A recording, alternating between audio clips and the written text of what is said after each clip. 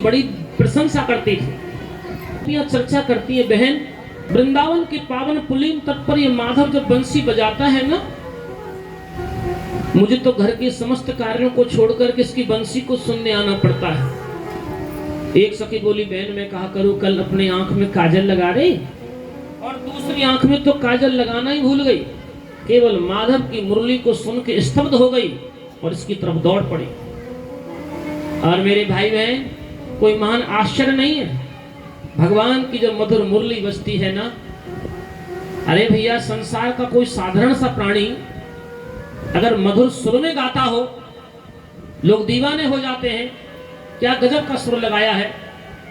और भगवान अगर बंसी बजा दें और कोई सुध भूल जाए तो कोई महान आश्चर्य की बात नहीं है। और भगवान की बंसी उसी को सुन सकती है जिसकी अविद्या का भगवान ने हरण कर लिया है, जिसमें किसी प्रकार की कामना नहीं है, जिसमें किसी प्रकार की लोलुपता नहीं है, जिसमें किसी प्रकार की वासना नहीं है। जो शुद्धंती, जो शुद्ध हो गया है, उसी को मेरे भगवान की बंसी का दर्शन हो सकता है, उसी को मेरे भगवान की बंसी। गोपियों को बंसी की जब धुन सुनाई दे तो गोपी मनसा वाचा कर्मणा तीनों प्रकार से निहाल हो जाती। मन से तो भगवान की स्तुति कर रही हैं, वचनों से भगवान की बंसी को सुन रही हैं और हाथों से कर्म करती हुई जा रही हैं। तीनों वाचनाएं शुद्ध होती हैं, मनसा वाचा और कर्मणा। बंसी को सुन के तो दीवानी होती थी और काश भगवान का दर्शन हो जाता तो पागल हो जाती थी। बोल बांके बिहारी लाल, ऐसी दीवानगी मन में आती, ठाकुर को घेर लेती और कहती, ठाकुर एक बात ध्यान से सुनना कि लालन एक बिने सुन लीजिए, मेरी गलियों में आइए ना, और आइए तो चुप है चले जाइए, गाइए बंसी बजाइए ना। आप मेरी गली में मत आया करो, और आते हो तो बंसी मत बजाया करो, और गाइए तो ना मधुरेश हो तो मधुर सुर में मत गाया करो। मेरे श्याम गाइए तो न मधुरे सुर में, मेरे जिया को तुम ललचाइए ना, ललचाइए तो अपनाइए ना, और अपनाइए तो फिर जाइए ना। माधव मेरी गली में आते हो ना तो फिर मुझे छोड़ के मत जाया करो। आज भगवान ने रात में बंसी बजाई है, अर्धरात्रि का समय यमुना के पावन पुलिन तट पर, और सब गोपियां यमुना के पुलिन तट पर खड़ी हो गई रात्रि के समय में। एक गोपी बोली, बहन मैं तो अपने लाला को दूध पिला रही थी, जब माधव की बंसी सुनी तो मैं अपने लाला को दूध को छोड़ करके दौड़ी आई। और आज जो भगवान ने बंसी बजाई है ना भैया, ये ऐसी बंसी है कि अज्ञानता के अंधकार को विध्वंस करने वाली बंसी है। ये अज्ञान के आवरण को ध्वस्त करने वाली बंसी बजाई भगवान ने, और जिसकी अज्ञानता नष्ट हो जाती है मेरे माता बहन और भाई बंधुजन, उसी के संग मेरा भगवान रास कर सकता है, तो उसी के संग भगवान रास करता है। आज अनन्य गोपियों ने भगवान को घेर लिया। माधव बाहुत प्रसार परलम कराल कोरु निविस्तनाभिनखा कृपातई छबलज्ञा ब्रजहस्त्र सुंदरीणाम रतिपति रमयांचकार। आप हमारे साथ में रास करो गोविंद, अपने अधराम से निकले हुए तृप्त बिंदु से हमको तृप्त करो और हमें अपने चरणों की दासी बना लो। भगवान ने 10 प्रश्न किए हैं। गोपियों तुम पागल हो गई हो, पति रोगी हो, पति बुढ़ा हो, पति अकंचन हो, दारिद्र्य भोग रहा हो, लेकिन पत्नी को पति का त्याग नहीं करना चाहिए, ये वेद कह रहा है। कभी भी पत्नी को पति का परित्याग नहीं करना चाहिए। चली जाओ, मेरे सामने आई हो तुम। वो ब्रह्मचारी भगवान योगेश्वर कह रहे हैं, अखंड ब्रह्मचारी भगवान योगेश्वर हैं। अनन्य गोपियों के संग रहने के बाद भगवान योगेश्वर है। बोल बांके बिहारी लाल की गोपियों, तुम्हें यहाँ नहीं आना चाहिए। गोपियों ने कहा, केशव हमारे वो पति तो हाड़ मास के पुतले हैं, हमारे सच्चे पति तो आप हैं। तुम हो एक अगोचर सबके प्राण पति, स्वामी सबके प्राणों का पति तो मेरा भगवान है जो सबके हृदय में विराजमान है।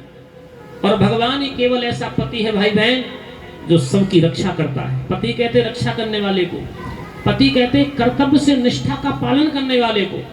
भगवान तुम ऐसे पति हैं जिसके हृदय में शुद्धता भरी हुई है, जिसकी शरण में कोई वासना और कामना लेकर के भी आ जाता हो वो भी प्राणी शुद्ध हो जाता है। हे ठाकुर हमको शुद्ध करो, हम तुम्हारी चरण शरण की अधिकारिणी बनी है। पहले तो तुमने बंसी बजा के हमको बुलाया है माधव, अब दुदकार के मत भगाइए और जो तुम्हारे हृदय के भाव है उनको प्रकट करके हमारे संग रास करिए।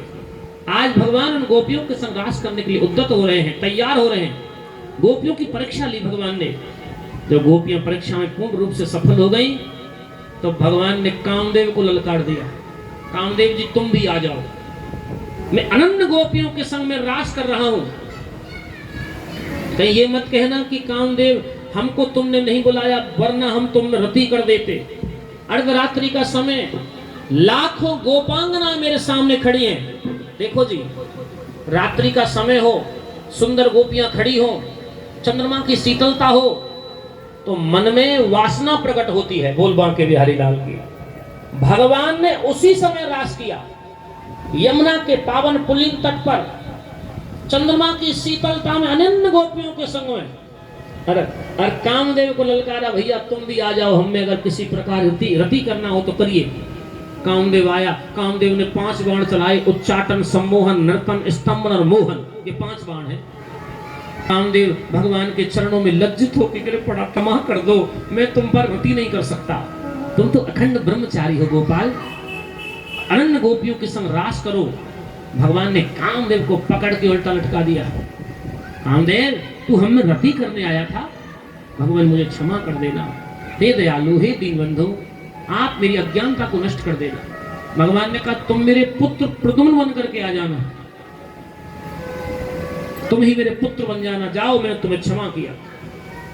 राज अनन्य गोपियों के संग भगवान रास कर रहे हैं। भागवत में भगवान अपतरात्रि सर्दोत फल मुल्लका वीक्षणस्तु मनश्चक्रे योग माया मुपासतः। जिनका चित्त, जिनका मन, जिनकी वाणी, जिनका सुखी कृष्ण हो गया हो भैया, उसमें कौन रति कर सकता है। गोपी बनो मेरी माता बहन भाई, भगवान तेरे समीप रास करने आ जाएगा। लेकिन गोपी जैसा भाव होना चाहिए, जिसकी प्रत्येक इंद्री कृष्ण का पान करती हो, जिसका चित्त, जिसका मन, जिसका सुख, जिसकी वाणी कृष्ण बन गया हो, उसी के साथ मेरे भगवान रास कर सकते हैं। और भगवान गोपियों पर इतने प्रसन्न हो गए, आगे चल के गोपियों की प्रभुता को भगवान ने देखा तो भगवान ने प्रतिज्ञा की, गोपियों तुम्हारा ऐसा प्रेम है, मैं प्रतिज्ञा करता हूं सब कुछ मिट जाएगा, सूरज चंद्र मिट जाएगा, लेकिन वृंदावन से मेरा रास कभी नहीं मिट सकता। आज भी भगवान कलयुग में भी वृंदावन में रास करते हैं। ये केवल गोपियों की महत्ता को देख भगवान, सूरज चंद्र मिट जाएगा, पृथ्वी रसातल में चली जाएगी, माणिक समुद्रों में उतर जाएंगे, आकाश के जीव पृथ्वी पर चले जाएंगे, पृथ्वी के जीव आकाश में चले जाएंगे, सब कुछ नष्ट हो जाएगा। लेकिन चंद्र मिटे दिन कर मिटे, मिटे त्रिगुण विस्तार, द्रिवत श्री हरिवंश को। हरिवंश जी महाराज कहते हैं कि मिटे न नित्य विहार। आप हरिवंश संप्रदाय से है ना, तो मैं महाराज जी के बारे में कुछ सुना रहा हूँ। बोल बांके बिहारी लाल। चंद्र मिटे दिन कर मिटे, चंद्रमा मिट जाएगा, सूरज मिट जाएगा, और मिटे त्रिगुण विस्तार, त्रिभुवन में जितना भी है सब कुछ नष्ट हो जाएगा। हरवंशी महाराज कहते हैं वृंदावन से मेरा रास नहीं मिट सकता। और मेरे रास के प्रेमियों, हरवंश महाराज के उपासकों, हरवंश की पीढ़ी में जन्म लेने वाले मेरे साधकों, महापुरुष के साथ, योगेश्वर के साथ हम भी आज रास करते हैं। रास शब्द रसम से निकला है। जो भगवान के पूर्ण समर्पण भाव में आकर के भगवान से रास करता है, उनको हरवंश भगवान की भक्ति प्राप्त होती है और भगवान का पराभक्ति का ऐश्वर्य भाव प्राप्त हो जाता है। आज भी भगवान सेवा कुंज में नित्य प्रति भगवान रास कर रहे हैं। बोल बांके बिहारी लाल की। पुजारी दही की मटकी रख देते हैं, अपने आप दही की मटकी फूटी मिलती है, बिस्तर सिमटा हुआ मिलता है, और भगवान के घुघरू की आवाज आती है, नूपुर दांतों चिरी हुई मिलती है, पानी फैला हुआ मिलता है। आज भी भगवान वहां आते हैं, रोज रास करते हैं, और भगवान के साथ हम भी आज रास करेंगे।